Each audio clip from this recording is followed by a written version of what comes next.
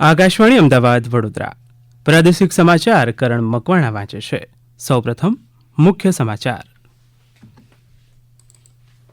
રાજ્યના વિવિધ જિલ્લામાંથી 800થી વધુ શંકાસ્પદ બાંગ્લાદેશીઓની અટકાયત.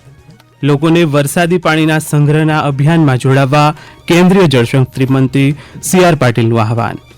રાજ્યના શહેરી વિસ્તારોમાં ચોમાસા પહેલા એક પેડ માં કે નામ અભિયાન અંતર્ગત 50 લાખથી વધુ વૃક્ષ વાવવામાં આવશે. રાજ્ય વડી અદાલતના મુખ્ય ન્યાયાધીશ સુનીતા અગ્રવાલે આદિવાસી સમુદાય પાસે જમીનની જાળવણીના પાઠ શીખવા અપીલ કરી. અને રાજ્યમાં આગામી 7 દિવસ મહત્તમ તાપમાન 40થી 44 ડિગ્રી સેલ્સિયસ વચ્ચે રહેવાની સંભાવના. સમાચાર વિગતવાર. રાજ્યના વિવિધ જિલ્લાઓમાંથી ગઈકાલે 800થી વધુ શંકાસ્પદ બાંગ્લાદેશીઓની અટકાયત કરવામાં આવી.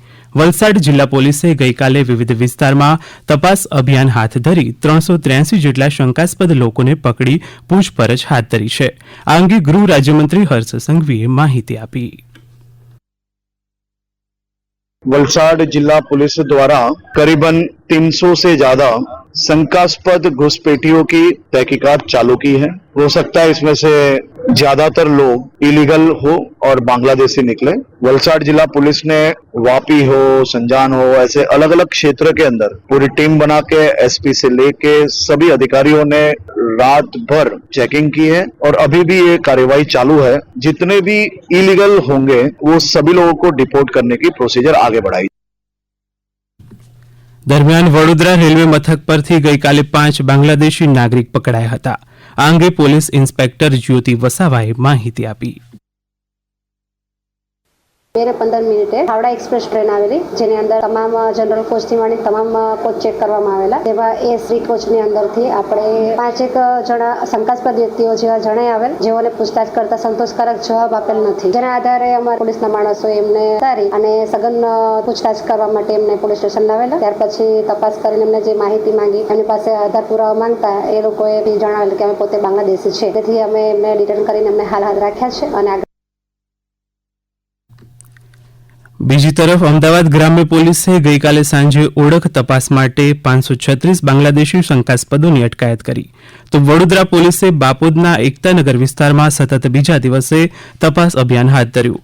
ઉપરાંત શંકાસ્પદ બાંગ્લાદેશી 200 પુરુષ અને 100 મહિલાને ચકાસણી માટે બાપોદ પોલીસ મથક લવાયા હતા. ભરૂચમાં પણ સ્થાનિક ગુના શાખા અને SOG પોલીસે 29 બાંગ્લાદેશી નાગરિકોની અટકાયત કરી. અંદાજે 150 શંકાસ્પદ લોકોને પૂછપરછ માટે જિલ્લા પોલીસના મુખ્ય મથક ખાતે લવાયા હતા. જ્યારે નવસારીના નવસારી, જલાલપુર, ગણદેવી, ચીખલી, બિલીમોરા અને ખેરગામમાં તેમજ પોરબંદરના સુભાષનગર વિસ્તારમાં ગઈકાલે શંકાસ્પદ નાગરિકોના દસ્તાવેજોની ચકાસણી કરવામાં આવી. કેન્દ્રીય જળશક્તિ મંત્રી CR પાટીલે લોકોને વરસાદી પાણીના સંગ્રહ અને જળસંચય અભિયાનમાં જોડાવા અપીલ કરી છે. સુરતમાં શ્રી આહિર સમાજ જળસંચય સમિતિ દ્વારા યોજાયેલા 2500થી વધુ માળખાગત વરસાદી પાણીના સંચય માટેના કાર્યોના ખાતમુહૂર્ત કાર્યક્રમમાં ગઈકાલે શ્રી પાટીલે આ મુજબ જણાવ્યું. 500 મિલીમીટર વરસાદ પડે અને એ પાણી જો તમે નીચે કે ધાબા પરનું પાણી પાઇપને નીચે ઉતારો છો અને પછી છોડી દો છો, એના બદલે તમે જે કઈ જગ્યાએ એમાં ખાડો કરી દો 6 ફૂટ ઊંડો, એમાં ગ્રાવલ્સ નાખી દો, તમારો એ પાઇપને 1 ફૂટ જમીનમાં ઉતારીને બેન્ડ મારીને નીચે ખાડામાં છોડી દો.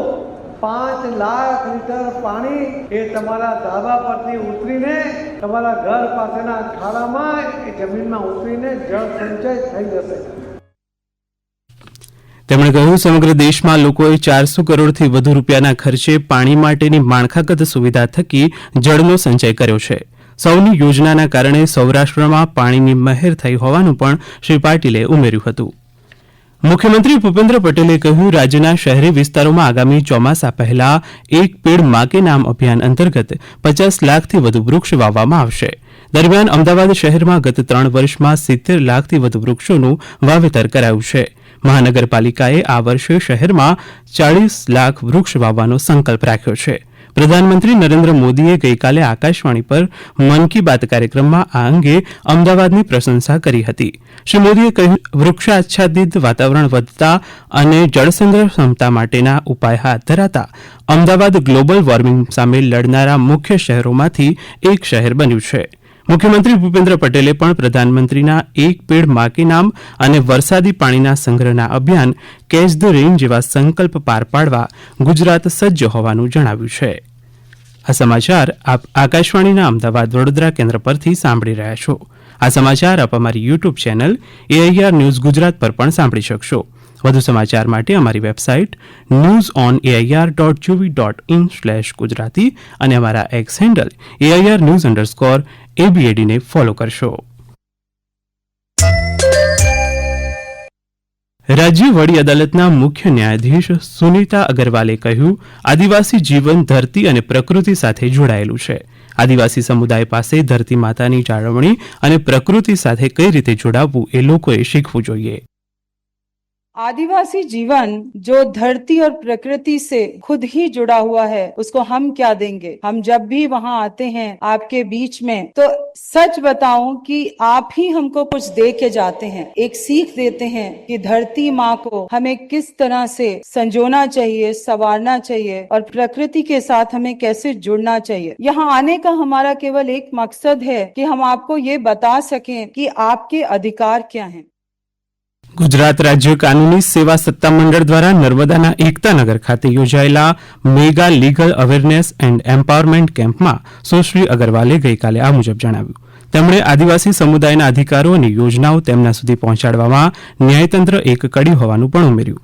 ઉલ્લેખનીય છે કે સર્વોચ્ચ અદાલતના ન્યાયાધીશ BR ગવઈની અધ્યક્ષતામાં યોજાયેલા આ કેમ્પમાં યોજનાકીય સહાય, પ્રાકૃતિક ખેતી, શિક્ષણ, આરોગ્ય સહિતની વિવિધ 18 જેટલી હાટડી પણ બનાવાઈ હતી, જેના થકી લોકોને વિવિધ યોજનાઓથી જાગૃત કરાયા હતા.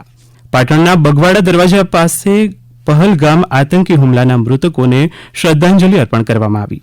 બગવાડા દરવાજા ખાતે રાજકીય, સામાજિક, સહકારી આગેવાનો, કાર્યકર્તાઓ, સ્વૈચ્છિક સંસ્થાઓના અગ્રણીઓ અને કોર્પોરેટરોએ મૃતકોની આત્માની શાંતિ માટે પ્રાર્થના કરી હતી. રાજ્યમાં 24 કલાક સુધી મહત્તમ તાપમાનમાં ફેરફારની સંભાવના નહિવત છે તેમ હવામાન વિભાગે જણાવ્યું છે. સત્તાવાર યાદી મુજબ 24 કલાક બાદ મહત્તમ તાપમાન 2 થી 3 ડિગ્રી સેલ્સિયસ વધી શકે છે, જ્યારે આગામી 7 દિવસ રાજ્ય અને સૌરાષ્ટ્ર કચ્છમાં મહત્તમ તાપમાન 40 થી 44 ડિગ્રી સેલ્સિયસ વચ્ચે રહેવાની સંભાવના છે. ગત 24 કલાકમાં રાજ્યમાં સૌથી વધુ 44 ડિગ્રી સેલ્સિયસ મહત્તમ તાપમાન રાજકોટમાં નોંધાયું હતું. વન અને પર્યાવરણ રાજ્યમંત્રી મુકેશ પટેલે સુરતના ઓલપાડ તાલુકાના વિવિધ ગામોને જોડતા 18 માર્ગના કામોનું ખાતમુહૂર્ત કર્યું. મુખ્યમંત્રી ગ્રામ સડક યોજના હેઠળ 24 કરોડ 89 લાખ રૂપિયાના ખર્ચે દાંડી, નધોઈ, કીમ, પારડી, વડોલી, ઉરાશી, કુંડળ અને માસમા સહિતના ગામમાં આ માર્ગનું નિર્માણ કરાશે. દાહોદના લીમખેડા તાલુકામાં બનતા પ્રાકૃતિક માટલાની વિશેષ માંગ જોવા મળી રહી છે. બજારમાં માટલા અને માટીના ગ્લાસ, હાંડી અને બોટલ જેવા વાસણમાં વેચાણમાં નોંધપાત્ર વધારો નોંધાયો છે. આ અંગે સ્થાનિક કુંભાર નરેશ પ્રજાપતિએ માહિતી આપી. આ કામ સાથે વારસાગતથી સંકળાયેલા છે. હાલમાં માટીના માટલાનું ક્રેઝ વધી ગયો છે. ફ્રીજનું પાણી મળે છે, લોકોને આરોનું બી મળે છે, પણ એમાં શું છે, લોકોનું માનવું છે કે ફ્રીજનું ને આરોનું પાણી પીવું એના કરતા માટીના માટલાનું પાણી પીવાથી શરીર સારું રહે છે અને ઠંડક બી આપે છે. ભાવનગર શહેર અને જિલ્લામાંથી આ વખતે 600 થી વધુ હજયાત્રીઓ 2 મે થી 31 મેની વચ્ચે વિમાન મારફતે હજયાત્રાએ જશે. આ હજયાત્રાઓને ગઈકાલે ભાવનગરની સરટી હોસ્પિટલ ખાતે રસી આપવામાં આવી હતી. અમદાવાદમાં યોજાયેલા 5 દિવસના રોજગાર મેળામાં 2000 થી વધુ યુવાનોની પ્રાથમિક પસંદગી કરવામાં આવી. સત્તાવાર યાદી મુજબ શહેરની રોજગાર કચેરી ખાતે 21 થી 25 એપ્રિલ સુધી યોજાયેલા આ મેળામાં 83 જેટલી વિવિધ અગ્રણી કંપનીઓ 2400 થી વધુ ઉમેદવારોએ ભાગ લીધો હતો. Indian premier league IPL T20 ક્રિકેટમાં આજે રાજસ્થાન રોયલ્સ અને ગુજરાત ટાઇટન્સ વચ્ચે મેચ રમાશે. જયપુરના સવાઈ માનસી સ્ટેડિયમ ખાતે સાંજે 7:30 વાગે મેચ શરૂ થશે. અંતમાં મુખ્ય સમાચાર ફરી એકવાર. રાજ્યના વિવિધ જિલ્લામાંથી 800 થી વધુ શંકાસ્પદ બાંગ્લાદેશીઓની અટકાયત. લોકોને વરસાદી પાણીના સંગ્રહના અભિયાનમાં જોડાવવા કેન્દ્રીય જળશક્તિ મંત્રી CR પાટીલનું આહવાન. રાજ્યના શહેરી વિસ્તારોમાં ચોમાસા પહેલા એક પેડ મા કે નામ અભિયાન અંતર્ગત 50 લાખથી વધુ વૃક્ષ વાવવામાં આવશે. રાજ્ય વડી અદાલતના મુખ્ય ન્યાયાધીશ સુનીતા અગરવાલે આદિવાસી સમુદાય પાસે જમીનની જાળવણીના પાઠ શીખવા અપીલ કરી. અને રાજ્યમાં આગામી 7 દિવસ મહત્તમ તાપમાન 40 થી 44 ડિગ્રી સેલ્સિયસ વચ્ચે રહેવાની સંભાવના. આકાશવાણીના અમદાવાદ વડોદરા કેન્દ્ર પરથી પ્રાદેશિક સમાચાર પૂરા થયા. હવે પછી આપ 7:45 રાષ્ટ્રીય સમાચાર સાંભળી શકશો.